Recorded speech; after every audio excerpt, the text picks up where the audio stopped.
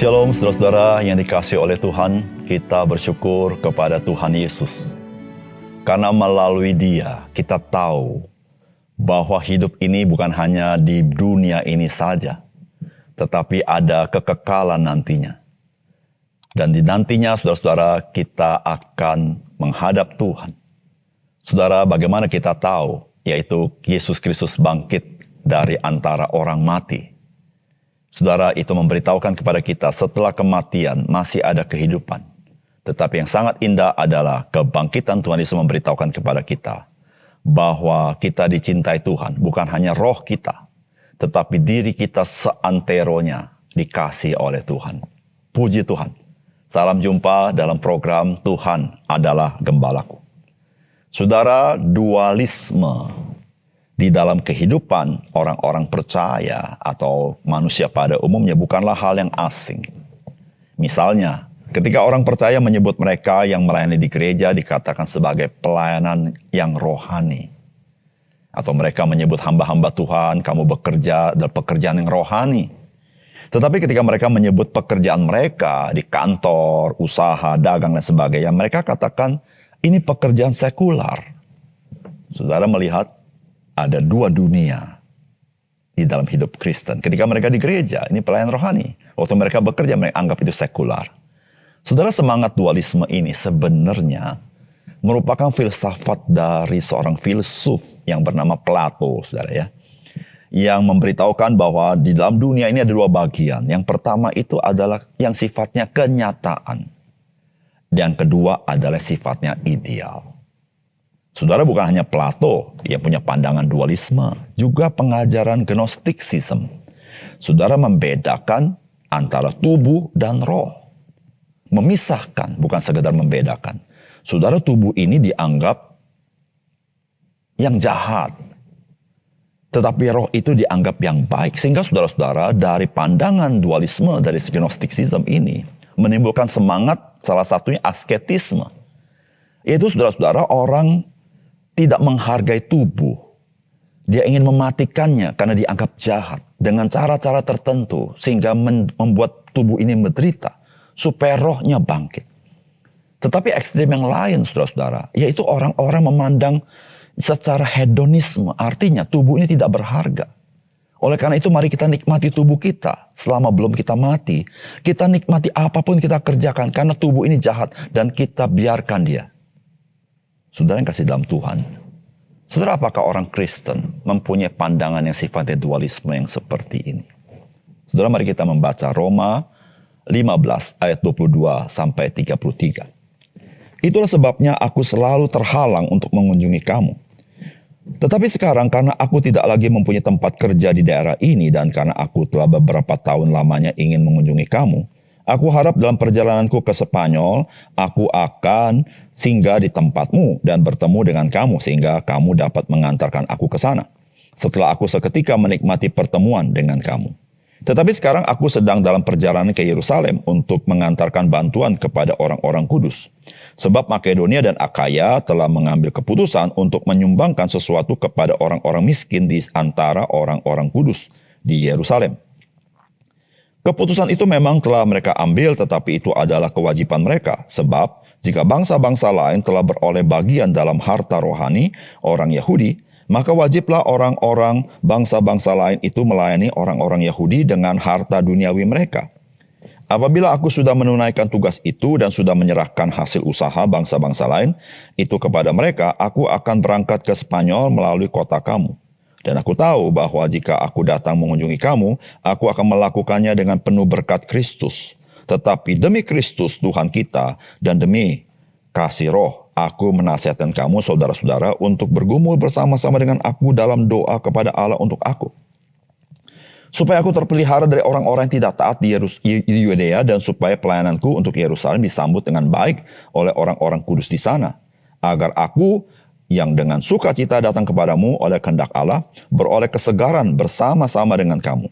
Allah, sumber damai sejahtera, menyertai kamu sekalian. Amin. Saudara yang dikasihi oleh Tuhan, Rasul Paulus adalah seorang Kristen yang mempunyai karunia rohani di dalam hal mengajar dan memberitakan Injil. Melalui Rasul Paulus, Tuhan Yesus bekerja membangun gereja-gereja di pelbagai kota, baik di Asia Kecil bahkan sampai di Eropa. Namun saudara-saudara, dalam pelayanan misi Rasul Paulus, ia juga melakukan pelayanan pengumpulan dana bagi kebutuhan orang percaya yang miskin di kota Yerusalem. Saudara, kerinduan Rasul Paulus pergi ke Roma setelah dia menyelesaikan tanggung jawabnya, mengumpulkan dana yang dia terima dari pelbagai jemaat, dari Makedonia maupun Akaya. Akaya itu termasuk Korintus. Untuk dia bawa ke Yerusalem, setelah itu dia akan mengunjungi kota Roma. Saudara, apakah pesan firman Tuhan dari bagian akhir sekali dari bagian surat Roma ini? Yang pertama, saudara, pelayanan bagi Kristus itu, saudara, yaitu pelayanan meliputi pelayanan kebutuhan rohani dan pelayanan bagi kebutuhan jasmani. Saudara, firman Tuhan berkata begini, tetapi sekarang aku sedang dalam perjalanan ke Yerusalem untuk mengantarkan bantuan kepada orang-orang kudus, sebab Makedonia dan Akaya telah mengambil keputusan untuk menyumbangkan sesuatu kepada orang-orang miskin di antara orang-orang kudus di Yerusalem.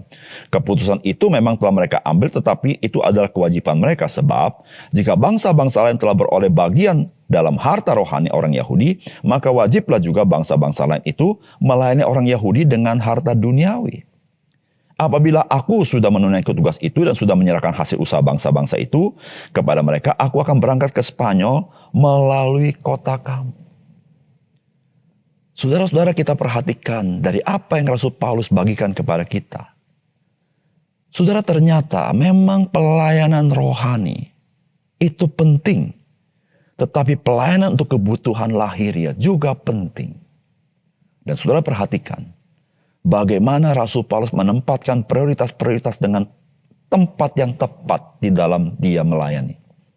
Saudara, Rasul Paulus tidak berkata bahwa bantuan bagi kebutuhan jasmani dia bisa abaikan demi dia pergi ke Roma. Dia tunda. Tetapi dia katakan dia pergi dulu ke sana menunaikannya. Karena memang persembahan itu sudah dia terima dari Makedonia dan Akaya. Dia mau pergi ke Yerusalem dulu untuk menyerahkan persembahan bantuan ini. Saudara-saudara, seringkali kebutuhan orang tidak bisa ditunda. Saudara, setelah Rasul Paulus memberikan bantuan kepada orang-orang susah di Yerusalem, baru dia pergi ke Spanyol dan mampir di Roma untuk pelayanan rohani, memberitakan Injil kepada orang-orang di Roma. Saudara yang dikasihi oleh Tuhan, di sini kita mengerti bahwa Alkitab di dalam memandang seorang manusia tidak memandang rohani dan jasmani dipisahkan secara terpisah. Atau rohani lebih penting daripada jasmani, atau jasmani lebih penting daripada rohani. Karena manusia tidak dapat dipisahkan. Dia seutuhnya sebagai manusia. Disitulah saudara-saudara Roma pasal 12 ayat 1 berkata, demi kemurahan Allah aku menyatakan kamu, persembahkan tubuhmu. Saudara-saudara, di sini memberitahukan kepada kita bahwa di dalam pandangan firman Allah, maka baik tubuh, baik jiwa, baik roh, itu penting. Sehingga saudara, pelayanan rohani dan pelayanan untuk kebutuhan jasmania, dua-dua hal ini adalah pelayanan yang kudus. Pelayanan yang berkenan kepada Kristus, yang kita tidak bisa abaikan. Saudara, pada umumnya orang membutuhkan pelayanan rohani.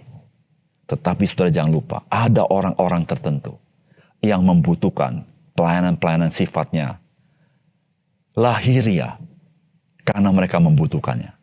Saudara, sebagai orang percaya, mari kita melihat manusia secara utuh, sebagaimana Tuhan memandang kepada kita secara utuh.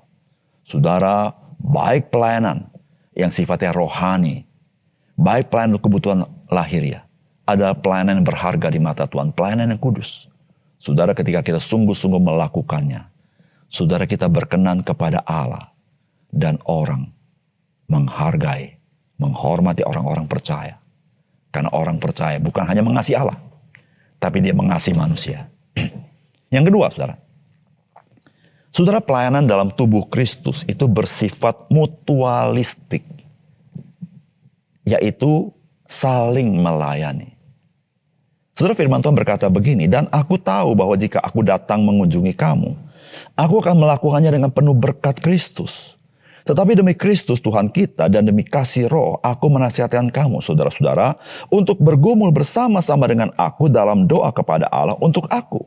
Supaya aku terpelihara dari orang-orang yang tidak taat di Yudea, dan supaya pelayananku untuk Yerusalem disambut dengan baik oleh orang-orang kudus di sana. Agar aku yang dengan sukacita datang kepadamu oleh kehendak Allah beroleh kesegaran bersama-sama dengan kamu. Allah sumber damai sejahtera menyertai kamu sekalian. Amin. Saudara yang dikasihi oleh Tuhan. Rasul Paulus adalah seorang yang punya hati berkobar-kobar bagi pekerjaan Tuhan. Dia seorang yang punya talenta, karisma, karunia rohani. Dia melaksanakan misi Allah. Tetapi saudara perhatikan dalam bagian ini. Rasul Paulus tidak bisa sendiri. Dia bukan seorang yang bekerja sendiri. Dan dia tahu. Dia membutuhkan saudara-saudara seiman. Saudara-saudara seiman tidak boleh berpangku tangan melihat seorang Rasul Paulus berbanting tulang dalam pekerjaan. Dan orang-orang beriman hanya menonton. Tidak berbuat apa-apa. Tidak boleh berkata, ya dia hamba Tuhan. Dia yang melayani, biarkan dia memberitakan Injil. Kita kan jemaat biasa. Tidak demikian. Kalau saudara perhatikan, saudara. Saudara Rasul Paulus berkata, mari bersama-sama dengan aku bergumul. Saudara, bukan hanya Rasul Paulus bergumul. Rasul Paulus berkata, mari bersama-sama dengan aku bergumul. Rasul Paulus berkata, tolong doakan saya. Saudara yang kasih dalam Tuhan. Pekerjaan Tuhan tidak dilayani oleh 1-2 orang. Yang kelihatannya begitu bertalenta. Tapi pekerjaan Tuhan adalah sebuah pelayanan bersama-sama sebagai tubuh Kristus. Kita punya bagian di dalamnya. Yang sifatnya, saudara, mutualistik. Kita saling melayani satu sama lain. Supaya kita bisa melayani orang-orang di luar sana bagi Injil. Saudara, jika kita tidak saling melayani satu sama lain, kekurangan kekuatan di dalam kita meraih orang-orang supaya orang mengalami kasih Tuhan. Saudara dan saya sebagai tubuh Kristus, kita harus saling mutualistik, saling melayani, saling mendukung, saling mendoakan, saling bergumul, supaya kita boleh jadi berkat bagi orang lain. Dan berkat yang sangat indah adalah berkat Injil, keselamatan itu. Saudara, jangan berpangku tangan. Jangan kita sebagai orang Kristen hanya menonton. Jangan kita sebagai orang Kristen hanya mempunyai semangat konsumerisme. Saya ingin dilayani. Saya ingin dilayani. Kalau gereja tidak melayani saya akan kecewa. Saudara, engkau salah di dalam memandang kekristenan. Engkau di mata Tuhan berharga. Kehadiranmu di dalam gereja bukan kebetulan. Justru kehadiranmu ketika engkau sadar engkau berharga. Engkau bisa jadi berkat yang besar bagi gereja. Sehingga gereja dimampukan lebih menjadi berkat bagi orang lain.